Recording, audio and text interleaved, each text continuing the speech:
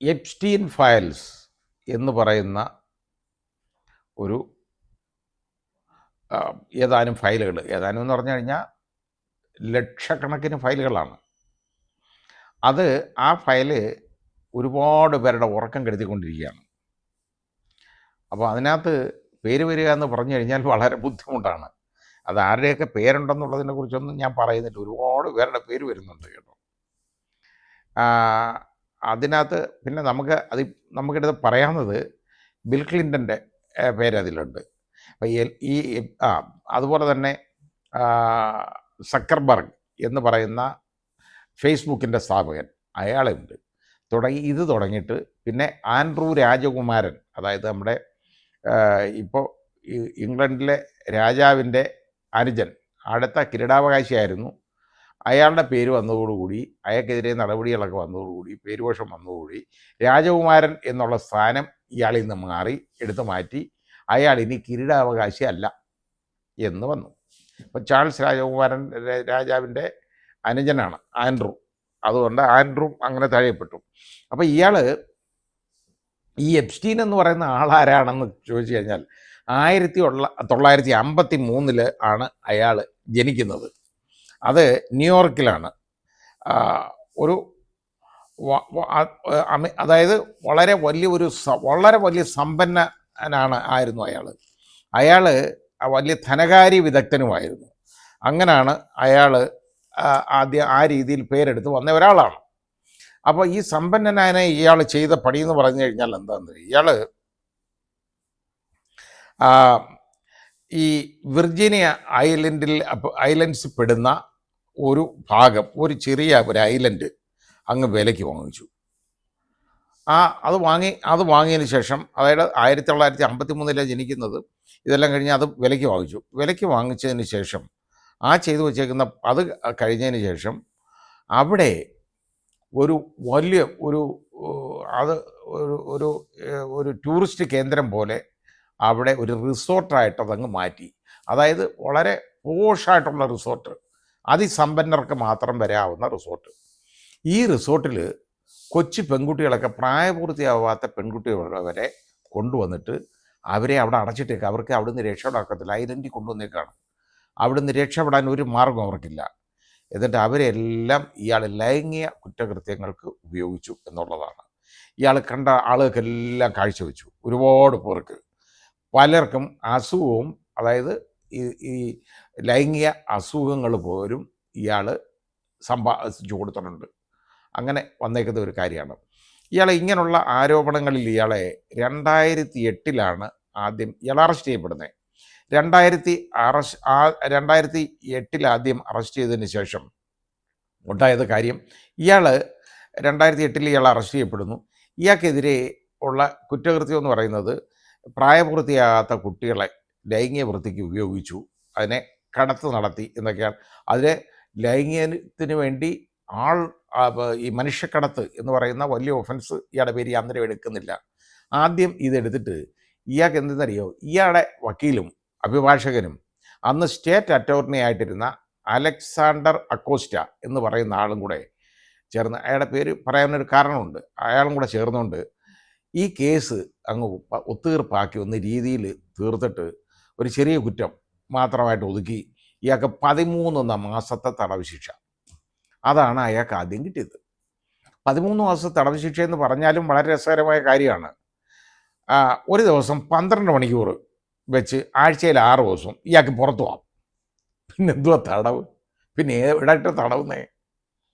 എങ്ങും തടവാനില്ല. ആൾ വളരെ പോഷായ ജീവിതമാണ്. 5 സ്റ്റാർ ഫെസിലിറ്റിയിലാണ് ജയിലിൽ കഴിഞ്ഞത്. കാര്യം അതിസമ്പന്നനാണ്, ഇതൊക്കെ ചെയ്യാൻ പറ്റും. അമേരിക്കയിൽ ഇങ്ങനെയൊക്കെയുള്ള കാര്യങ്ങൾ നടക്കും. മാത്രമല്ല അതിന് വലിയ പിടിപാടുണ്ട്. ഈ അലക്സാണ്ടർ അക്കോസ്റ്റ എന്ന് പറയുന്ന സ്റ്റേറ്റ് അറ്റോർണി ഉണ്ടല്ലോ, US അറ്റോർണി, അത് ആരായിരുന്നു എന്നുള്ളത് ചിന്തിക്കണം. അയാൾ ഈ ട്രംപ് ആദ്യം അധികാരത്തിൽ വന്നല്ലോ. ട്രംപ് അധികാരത്തിൽ ആദ്യം വന്നപ്പോൾ ട്രംപിൻ്റെ ആദ്യവട്ടം പ്രസിഡൻ്റ് ആയപ്പോൾ ഇയാൾ ലേബർ സെക്രട്ടറി ആയിട്ട് ഇയാൾ അപ്പോയിൻ്റ് ചെയ്യപ്പെട്ടു. 2019 പ്രശ്നമായി. അപ്പോഴത്തേക്ക് ഈ ആരോപണങ്ങൾ, ഈ ലൈംഗിക ആരോപണങ്ങൾ ഇതുപോലെ ഒത്തുതീർക്കപ്പെട്ടതാണെന്നും ഇത് ഈ അലക്സാണ്ടർ അക്കോസ്റ്റയും കൂടെ ചേർന്നുകൊണ്ട് ചെയ്തതാണെന്നും അയാൾക്ക് അതിൻ്റെ ഉപകാരസ്മരണയായിട്ടാണ് ഈ ലേബർ സെക്രട്ടറി ആയിട്ട്, അതായത് യു എസിലെ ലേബർ സെക്രട്ടറി എന്നൊക്കെ പറഞ്ഞ വലിയ പോസ്റ്റാണ്, അത് കൊടുത്തതെന്നും ഒക്കെ ഉള്ള ആരോപണങ്ങൾ വന്നു. അപ്പോൾ ആ ആരോപണങ്ങളൊക്കെ വന്നു കഴിഞ്ഞപ്പോഴത്തേക്ക് വേറെ നിവർത്തിയില്ല, അയാൾക്ക് അലക്സാണ്ടർ അക്കോസ്റ്റയ്ക്ക് ഇത് രാജിവെക്കേണ്ടതായിട്ട് വന്നു ആ സ്ഥാനം. ഇതിന് ശേഷം ഇയാളെ, അതായത് ഈ 2021 ഈ കേസ് വീണ്ടും അന്വേഷണം കഴിഞ്ഞിട്ട് കോടതിയിൽ ഫയൽ ചെയ്തു. ഈ പെൺകുട്ടികളെയൊക്കെ ഇതുപോലെ കൊണ്ടുപോയി ആൾക്കടത്ത്, മനുഷ്യക്കടത്ത് നടത്തി എന്നുള്ള രീതിയിലായിട്ട് അത് വന്നു. അങ്ങനെ വന്നു കഴിഞ്ഞപ്പോൾ അയാൾ അറസ്റ്റ് ചെയ്തു. അയാളെ അറസ്റ്റ് ചെയ്ത് ന്യൂയോർക്ക് ജയിലിലായി. ഏതാണ്ട് 1 മാസം ഈ ജയിലിൽ കിടന്നു കഴിഞ്ഞപ്പോഴത്തേക്ക് ഇയാൾ ഈ പുതപ്പിനകത്ത് തൂങ്ങി ആത്മഹത്യ ചെയ്തു എന്നുള്ളതാണ് വരുന്നത്. ഇത് ആത്മഹത്യയല്ല, ഒരുപാട് ഉന്നതരുടെ റോളുകൾ വെളിയിൽ വരാതിരിക്കാൻ, ഉന്നതരെന്ന് പറയുമ്പോൾ അതിനകത്ത് ഏറ്റവും വലിയ ഉന്നതൻ വരുണ്ട്, അവിടെ വരാതിരിക്കാൻ വേണ്ടി ഇയാളെ കൊലപ്പെടുത്തിയതാണ് എന്നുള്ള ഒരാരോപണം ഇപ്പോൾ ഉണ്ട്. പക്ഷേ അതിൻ്റെ അന്വേഷണമൊന്നും അമേരിക്കയിൽ നിന്ന് ഇനി വെളിയിലൊന്നും വരാൻ പോകുന്നില്ല. ആ അന്വേഷണമൊന്നും പുറത്ത് വരുത്തുമില്ല. ആ രീതിയിൽ നമ്മൾ നോക്കിയാൽ മതി. ഈ ഫയൽ, എപ്സ്റ്റീൻ ഫയൽസിൽ ഒരുപാട് പേരുടെ പേരുണ്ട്. ആ പേരുകളെന്നൊക്കെ പറയുന്നത് ഇന്ന് ഒരുപാട് ഇതിനെക്കുറിച്ച് ഇപ്പോൾ ഏതാണ്ട് ഒരുപാട് വിവരങ്ങൾ വെളിയിൽ വന്നിട്ടുണ്ട്, ഇനിയും വന്നുകൊണ്ടേയിരിക്കുന്നുണ്ട്. അപ്പോൾ ഇതിനകത്ത് വളരെ പ്രമുഖരായ ആളുകൾ, വലിയ സമ്പന്നരായിട്ടുള്ള ആളുകൾ, അവരാണ് അതായത് ഈ അതിനകത്ത് പേരുണ്ടെന്ന് പറയപ്പെടുന്ന, യഥാർത്ഥത്തിൽ ഈ ട്രംപിൻ്റെ പേര് പറയപ്പെടുന്നുണ്ട്. പിന്നെ മുൻ പ്രസിഡന്റ് ബിൽ ക്ലിൻ്റൻ്റെ പേരുണ്ട്. അതേപോലെ തന്നെ ഈ നോർവേയിലെ മെരിറ്റ് രാജകുമാരി, അതുപോലെ എലിസബത്ത് രാജ്ഞിയുടെ മോൻ, അതായത് ഞാൻ പറഞ്ഞ ചാൾസിൻ്റെ അനുജനായിട്ടുള്ള ആൻഡ്രൂ, അതുപോലെ തന്നെ മാർക്ക് സക്കർബർഗ്, അതായത് സക്കർബർഗ് എന്ന് പറയുന്നത് ഈ ഫേസ്ബുക്കിൻ്റെ സ്ഥാപകൻ, ഇലോൺ മസ്ക്, നമുക്കൊക്കെ അറിയാവുന്നതാണ്, അമേരിക്കയിലെ ഒരു രണ്ടാമനായിട്ട് നടന്ന ആളാണ് ഇപ്പോൾ ട്രംപിൻ്റെ കാലത്ത്. പിന്നെ നോം ചോസ്കി എന്ന് പറയുന്ന വളരെ വലിയ പ്രഭാഷകനും അധ്യാപകനും വളരെ വിവരം ഒരുപാട് ഉള്ള ഒരാളായിട്ട് ഗണിക്കപ്പെടുന്ന ഒരാളും. പിന്നെ അതേപോലെ തന്നെ മൈക്കൽ ജാക്സൺ തുടങ്ങി അതേപോലുള്ള ഒരുപാട് പേരുമായിട്ട് ഇയാൾ സൗഹൃദം സ്ഥാപിച്ചിട്ടുണ്ട്. അതാണ് കാര്യം. അപ്പോൾ ട്രംപുമായിട്ടൊക്കെ സൗഹൃദം ഉണ്ടായിരുന്നതാണ്. ഈ ഫയലിലൊന്നും ട്രംപിൻ്റെ പേരുള്ളതായിട്ട് ഇതുവരെ എങ്ങും വന്നിട്ടില്ല. ഇങ്ങനെ പറയുന്നതല്ലാതെ അതിൻ്റെ ഫയലൊന്നും വെളിയിൽ വന്നിട്ടില്ല. പക്ഷേ ഇവരുമായിട്ടൊക്കെ ഇയാൾക്ക് സൗഹൃദമുള്ളതായിട്ട് പറയപ്പെടുന്നു. എന്തായാലും ഇയാൾ ഈ 2021 ആണെന്ന് ഒരു മാധ്യമങ്ങളിൽ ഒരു കാണുന്നുണ്ട്.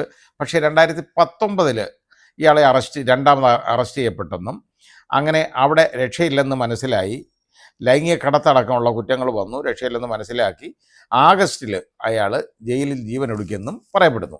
അപ്പോൾ അത് 2019 ആണോ 2021 ആണോ എന്ന് വ്യക്തമല്ല. ഏതായാലും അയാൾ ആത്മഹത്യ ചെയ്തിട്ടുണ്ട്. അത് വളരെ ദുരൂഹമായ സാഹചര്യത്തിലാണ് എന്ന് പറയപ്പെടുന്നുണ്ട്. അതിനി ഒന്ന് നമുക്ക് മനസ്സിലാക്കേണ്ട കാര്യങ്ങളാണ്. ഇതിനെക്കുറിച്ച് കൂടുതൽ വിവരങ്ങൾ പുറത്തേക്ക് വരാനുള്ള സാധ്യതയുണ്ട്. ഒരുപാട് പേരുടെ പേര് നമ്മുടെ ഇന്ത്യൻ നേതാക്കളടക്കം ഇതിനകത്ത് ഉണ്ടെന്ന് പറയപ്പെടുന്നുണ്ട്. അത് ഏതായാലും വെളിയിലേക്ക് വന്നിട്ടില്ല. ഇനി വരാതിരിക്കണം എന്ന് ആണ് ഓരോ ആളുകളും പ്രാർത്ഥിച്ചുകൊണ്ടിരിക്കുന്നത്. കാരണം നാണക്കേടാണ്, വേറെ കാര്യമൊന്നുമില്ല.